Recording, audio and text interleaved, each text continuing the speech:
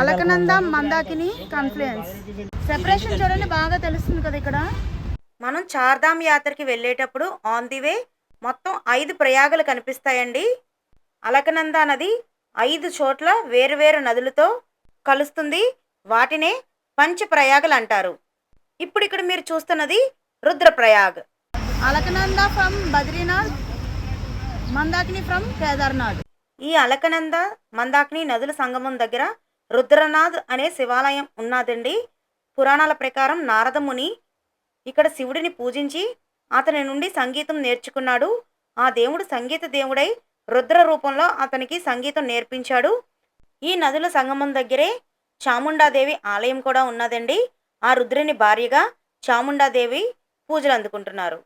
ఆ రుద్రుడి వల్లే ఈ రుద్రప్రయాగకి ఆ పేరు వచ్చింది. మరి వీడియోని లైక్ చేయండి, ఛానల్ని సబ్స్క్రైబ్ చేసుకోండి.